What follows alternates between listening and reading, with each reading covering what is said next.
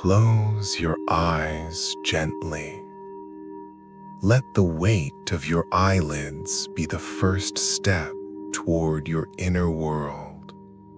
Allow the room around you to dissolve, the walls to fade, and the sounds of the distant world to become nothing more than a faint echo that no longer concerns you. Inhale deeply, filling not just your lungs, but your entire being with this present moment. Hold it for a heartbeat and release. With that breath, let go of the morning's worries. With the next, let go of tomorrow's expectations. Imagine you are sitting in a space of absolute serenity. Before you, there is a simple wooden table, and upon it, a bowl of hot tea. Watch the steam as it rises in delicate silver ribbons. It dances, it curls, and then it vanishes into the invisible. This is the dance of existence. It is here, and then it is gone, leaving no trace, yet the air is warmer because of it. In this profound silence, you are not alone. There is a presence with you. It is not a shadow, nor is it a ghost.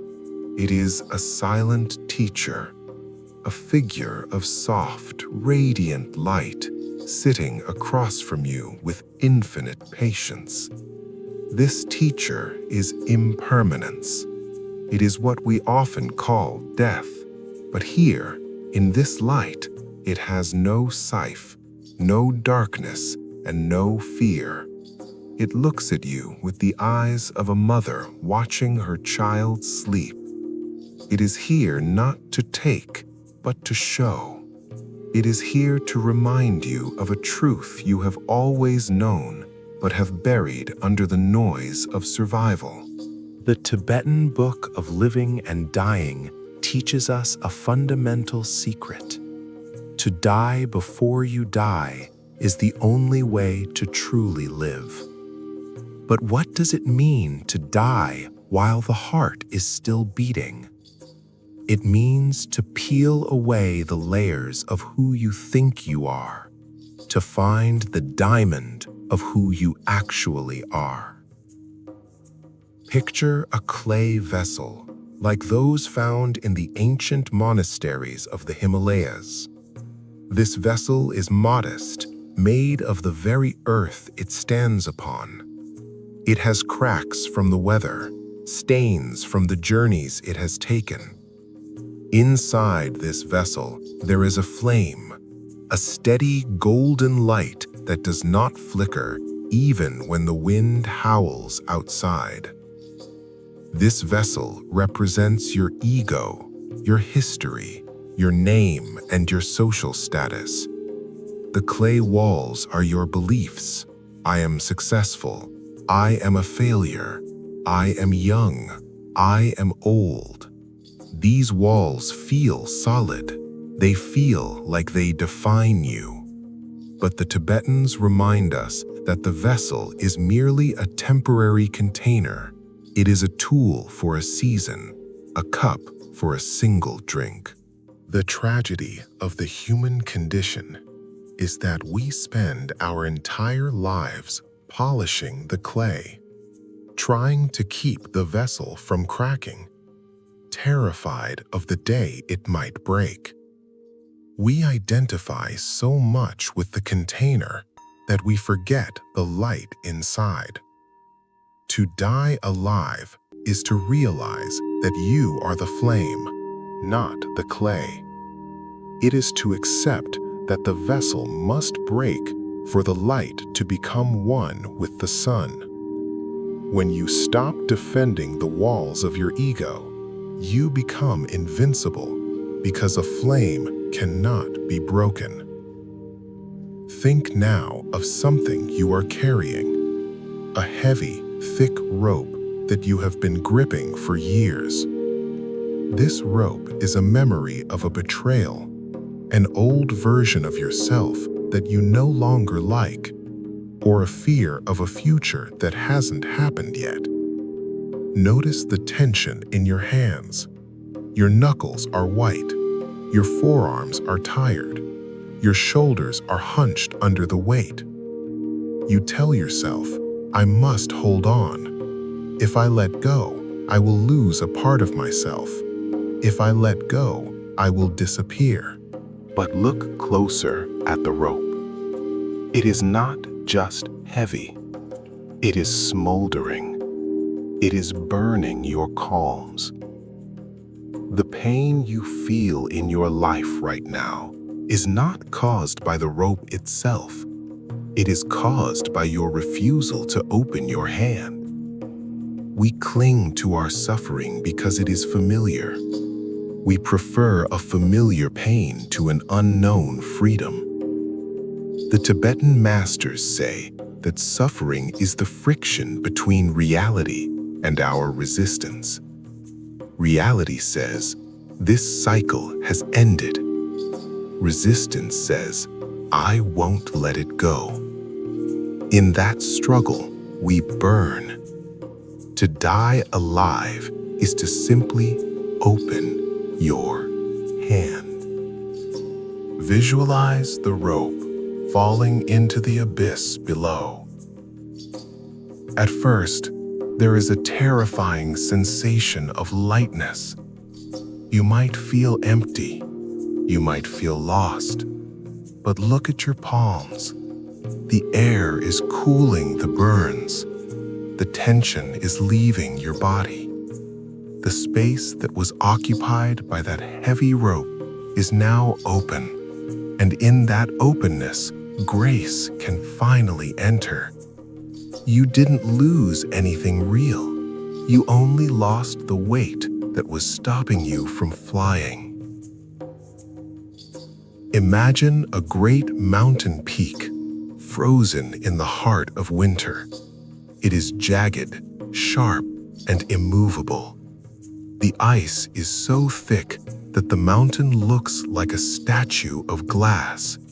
It is beautiful, but it is rigid. It cannot host life. It cannot move. It is a prisoner of its own coldness. Then, the season shifts. The sun of awareness begins to shine. This is not a violent sun. It is a gentle, persistent warmth. Slowly, the ice begins to weep. One drop at a time, the rigidity turns into fluid. The ice does not fight the sun. It does not argue. It simply remembers its true nature. It becomes water. The water flows down the mountainside. It turns into a stream, then a river. It nourishes the trees. It quenches the thirst of the animals. And eventually, it returns to the vast, infinite ocean. The ice thought it was a mountain. The water knows it is the ocean. You are that mountain. Your personality, your problems, your enemies, they are all just temporary ice. They are configurations of energy that have frozen over time. To die in life is to allow the internal thaw. It is to let your rigid opinions melt into understanding. It is to let your hard heart melt into compassion. You are not disappearing. You are returning to your liquid, infinite state. You are returning to the flow of the thaw, the rhythm of the universe. Death is not a wall, it is a mirror. When we stand before the end of a cycle, the end of a job, a relationship, or a stage of life, we are forced to look at what remains. If you take away your house, who are you? If you take away your name, who are you? If you take away your past, what is left? What is left is the self, not the ego, but the vast, silent awareness that has been watching your life unfold since the day you were born. That awareness hasn't aged. It hasn't been scarred by your traumas. It hasn't been inflated by your victories. It is the silent witness. It is the sky that remains blue even when the darkest clouds pass through it. To die alive is to shift your identity from the clouds to the sky. When you are the sky, the storm does not frighten you. You know the clouds will pass. You know the lightning is temporary. You remain vast and untouched. As we reach the end of this reflection, understand that every sunset is followed by a sunrise, but only if the sun is willing to sink below the horizon. If you want to see the stars, you must allow the day to die. Something in you is ready to leave today. Let it go. Give it permission to depart. It has served its purpose. It has taught you what you needed to learn. Now, let it dissolve into the light of the silent teacher. There is a new version of you waiting on the other side of this surrender, a version that is lighter, wiser, and unafraid, a version that does not need to defend itself because it knows it is part of everything. Stay in this silence for a moment longer. Feel the space in your heart. Feel the freedom in your breath. You have died to the old, and you are being born into the eternal. Carry this peace with you as you open your eyes. Walk through the world as if you are already on the other side, seeing the beauty in the fragile and the eternal in the temporary.